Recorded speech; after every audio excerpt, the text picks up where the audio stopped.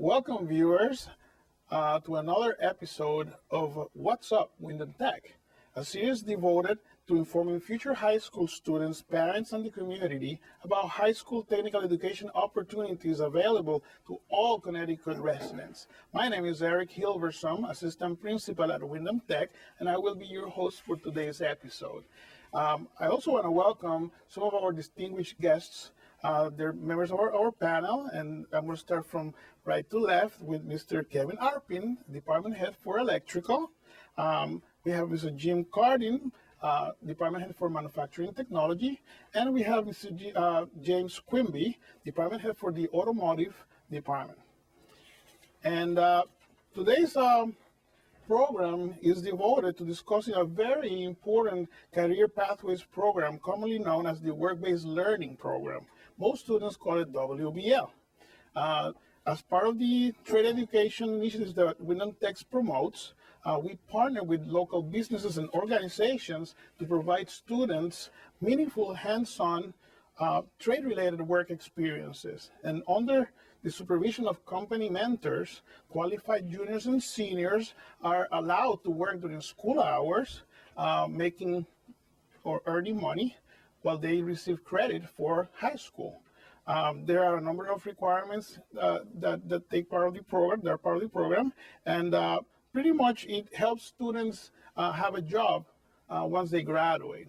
The program operates or runs out of the shop cycle. When students attend shop, they are allowed to participate in their theory classes, and then after they are done with their work in school, in the trade, they are allowed to visit their employers and start gaining experiences in the trade. Some of the requirements to be part of this program are students need to be either juniors or seniors. They have to be at least 16 years old, and they must be recommended by the shop instructors and the academic teachers.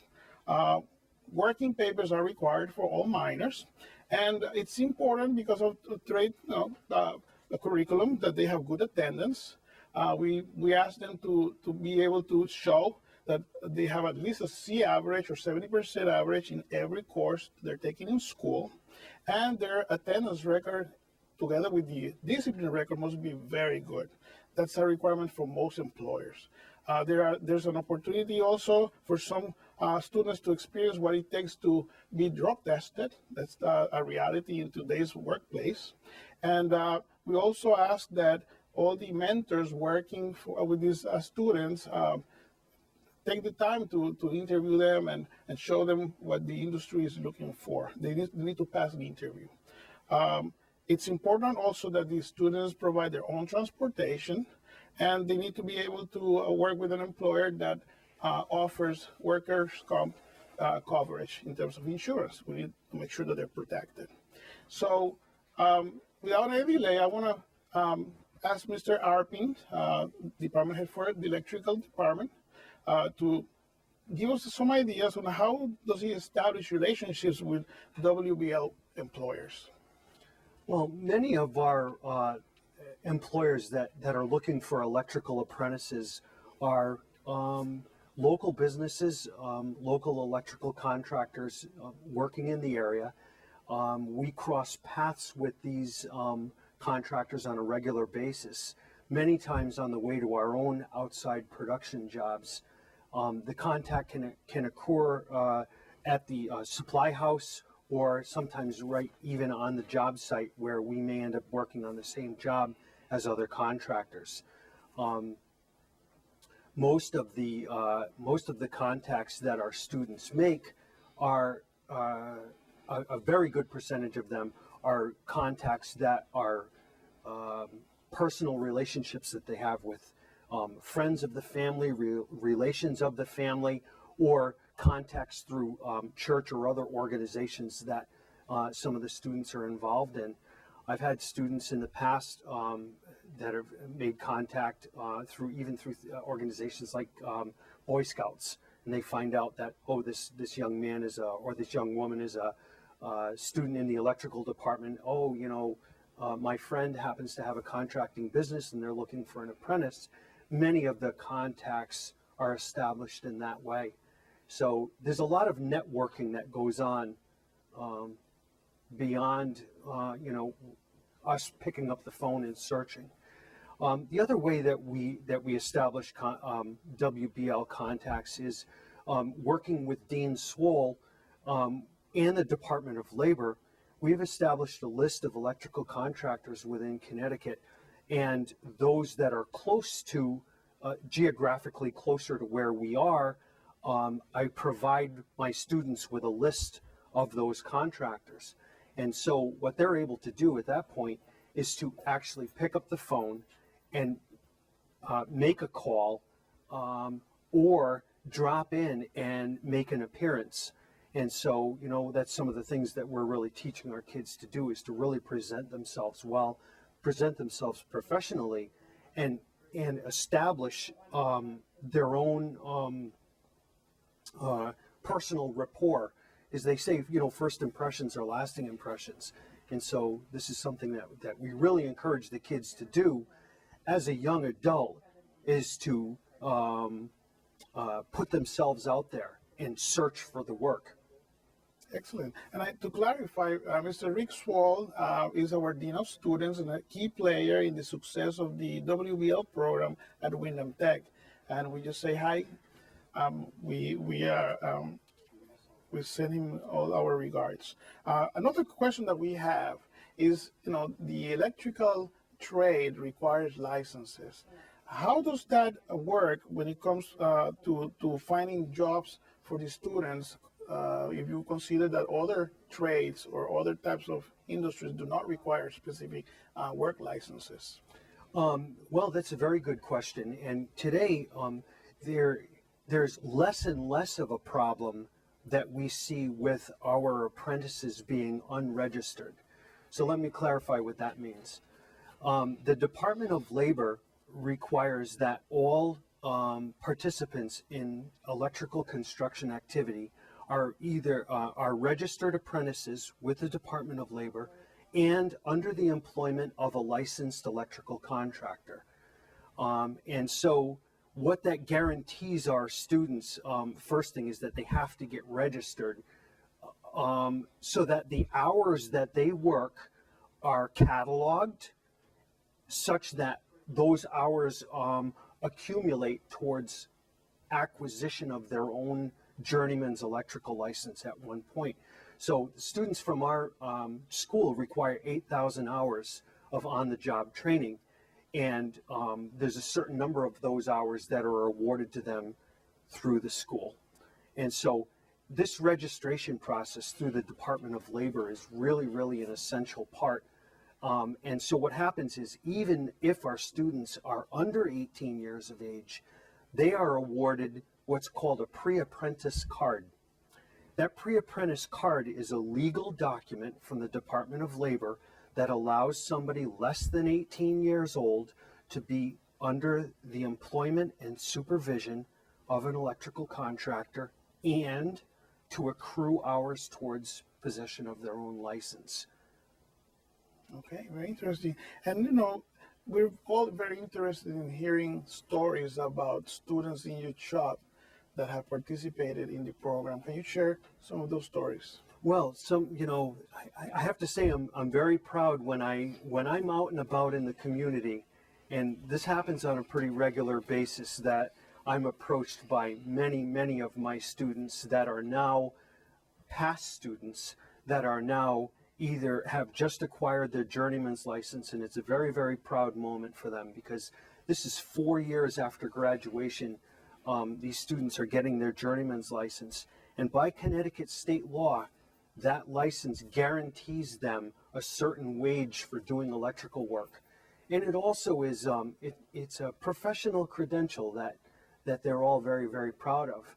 But further to that is, beyond that, these many of my students have gone on and acquired their master's license, which is the same license that my teaching partner, Mr. Brian Willeben, and I are required to have to teach.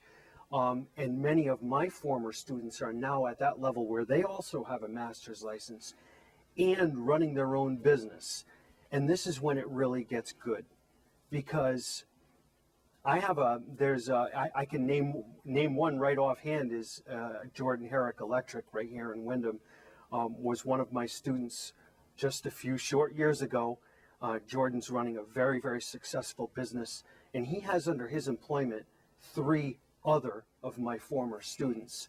And so Jordan is the master electrician, but he's got a couple journeymen, and at some point we're hoping that he brings on a couple more apprentices, when work picks up. So that's one of the success stories.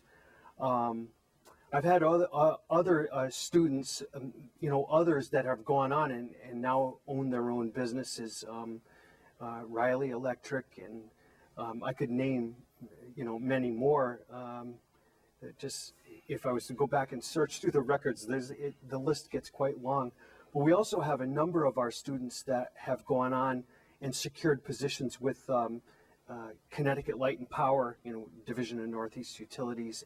There's also Local 42, which is a lineman outfit, and very, very successful, lucrative, well-paying jobs, things that are going to be around for years and years to come. And I tell my students all the time that it's just so important that they are in this part of training that they're in right now, because when this economy finally does break, and we all know it will, the stock market's very cyclical, everything is cyclical, but when this economy breaks and it comes back, we are going to have, and I tell a lot of my students this, and I hope they hear it, but they will experience it, that they're going to be in the driver's seat because they're going to have the training in place. And hopefully, many of the students that I have now, today, in 2014, 5 or 10 years down the road, will be calling me on the phone and saying, "Hey, Mr. Arpin," they always call me Mr. Arpin, no matter how old they are. "Hey, Mr. Arpin, I'm looking for an apprentice. Do you have anybody good for me?" And that's a very proud moment for me too, to be able to be sending on a new, fresh out of school apprentice on to work with one of my former students that now owns their own business. That's phenomenal, and I'm sure that all our viewers can relate to the importance of having a good electrician in your contact book. We always need one when we have issues at home and at the company. So it's a trade that will stay with us for a long time. Technology keeps advancing, and electricians will play a big role in the workplace. And if I could just add one more thing for any the contractors that might be watching this program, I would ask you, when you're looking for an apprentice, to call the school, call the shop. You can talk to me, or you can talk to my teaching partner, Brian Willovan, and we'd be happy to make references for real good, qualified technicians that are someday going to be licensed electricians for them. Phenomenal. And let us go now to Mr. Cardin, department head for the manufacturing department. Good afternoon. Your shop has a great history when it comes to supporting students and preparing skilled workers for the manufacturing trade. And you're one of the top shops participating in the WBL program. Can you give us some information on, or some details on how this history has increased or helped establish bridges for your trade in terms of college level education, articulation agreements? And a big example that I have in mind is QVCC, for an organization where you're working with right now. Yeah. Well, it started off small. When I started 15 years ago, we had a very small shop at the time, small enrollment. So we've increased with manufacturing increasing over the last 15 years. We're at full enrollment, so a lot of companies are coming to us because we have the students available to provide WBL spots for them. So our CWE has increased quite a bit in the last 15 years. These people also hire our students. They're also involved in our trade technology committees. They support our building that way also. We're hoping to expand even further to take care of increased enrollment. So we're hoping that also comes through the next couple of years. the lack of knowledge tech and Grasso Tech abandoning their manufacturing programs has left a big void in southeastern Connecticut. Windham Tech, up until this year, was pretty much the only game in town for training skilled manufacturers. Winnebago Valley now has started a manufacturing program. It's very intense. It's a one-year certificate program where they can also earn credit toward their associate's degree going to the next year. But a lot of them, I think, enter the workforce with their certificate. We have 46 students right now at Winnebago that in May will be, helping fill the void for, southeastern Connecticut. There are over 5,000 manufacturers in Connecticut, 180,000 employees, and let's face it, we're not as big as, say, Bridgeport or Hartford, but there is a company down the road called Electric Boat, and there's a lot of small job shops that support that. So hopefully within, with Windham Tech and Winnebago, we can help fill that void. Definitely, and it's a common knowledge that Connecticut is coming back when it comes to manufacturing.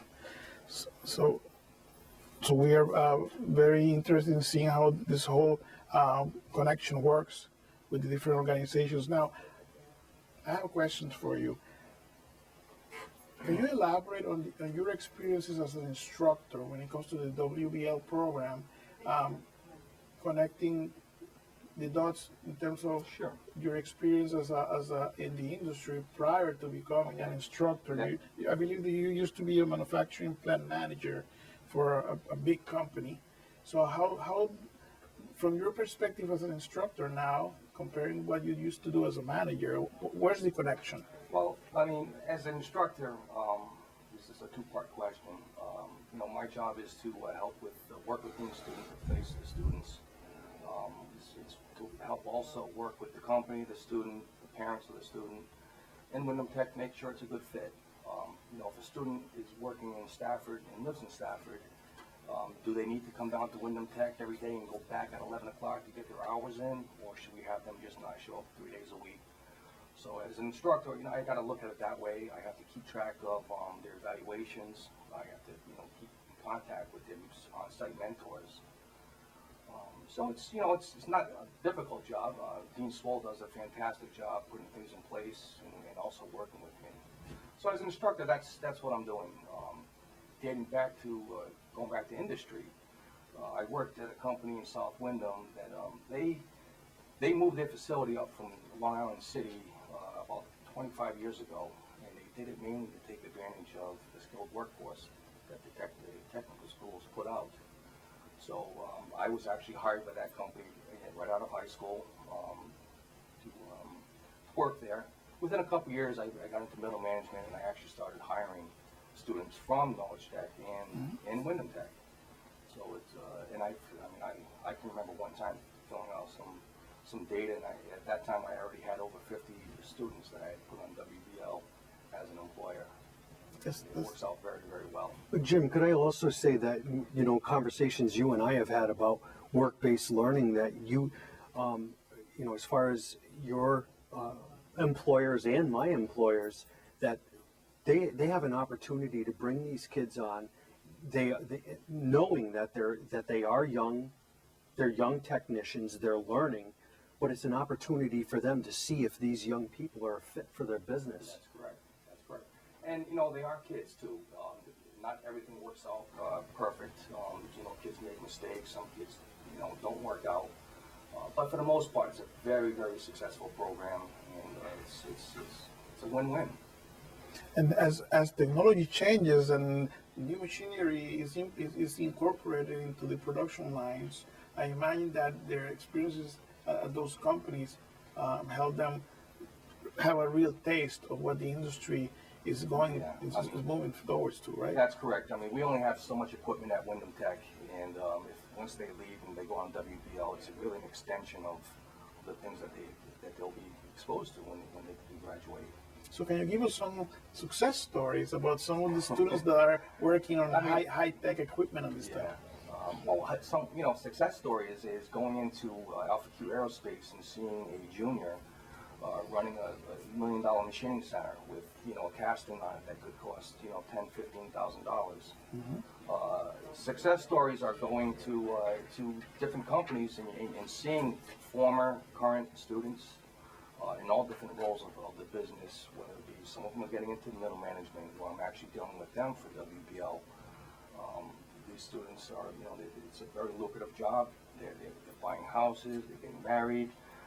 It's just really, really nice to see these students coming out of the trade school and really being successful. That's fantastic. And many of these connections go beyond high school.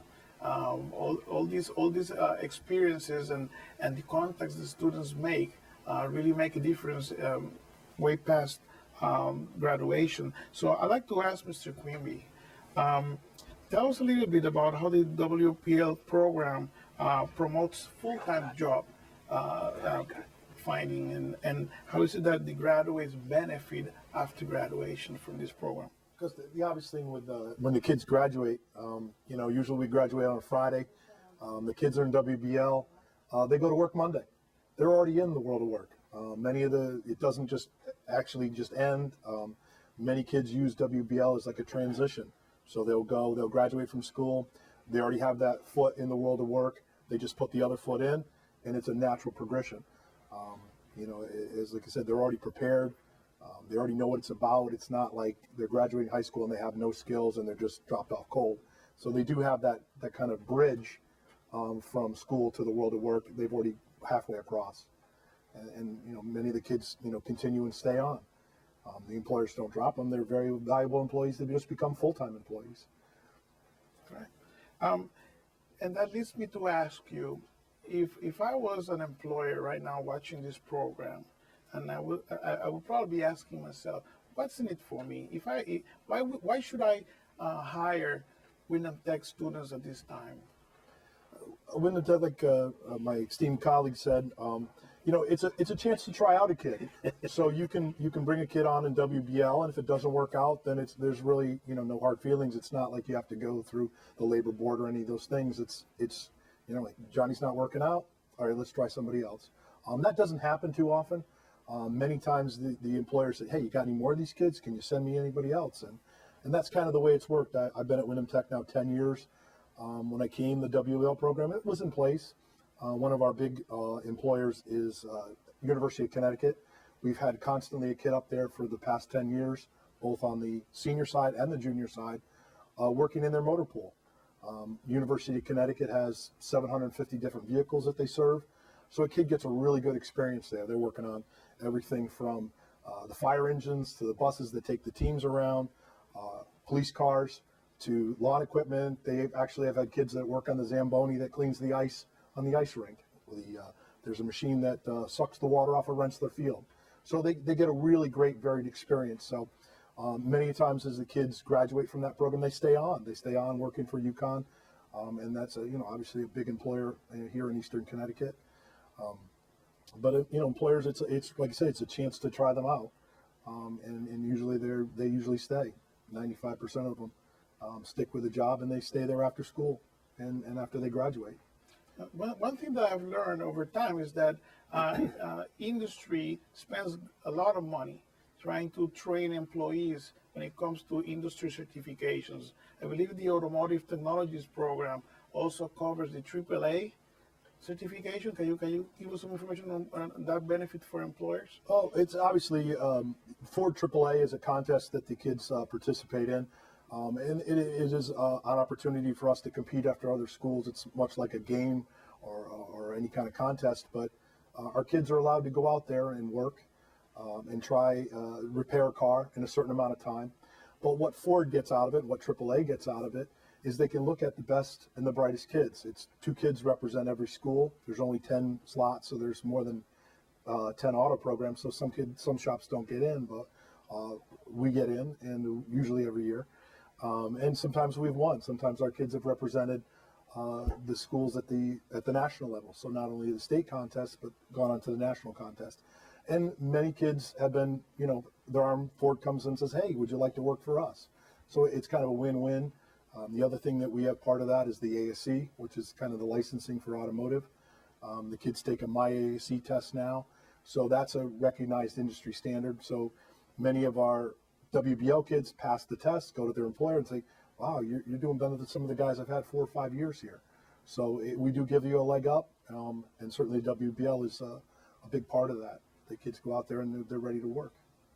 It's phenomenal. Well, there's no doubt that in today's competitive world, just having a regular high school diploma may not cut it. Having an additional trade certificate and being able to demonstrate that a student has not only acquired the adequate knowledge, but they have the experience thanks to a program like the WBL, really opens doors. It just proves that employers have better candidates coming from very good schools. And Windham Tech is such a place. So I want to thank you all for today's presentation and for sharing such valuable information. We invite all members of the community to visit our school website, www.citytech.org/Windham, or call our guidance office at 860-456-3879, extension 311, to obtain additional information on the great technical offerings that Windham Tech has for the community. Again, thank you for your attention, and we are at your service. This is Eric Hilversum. Thank you.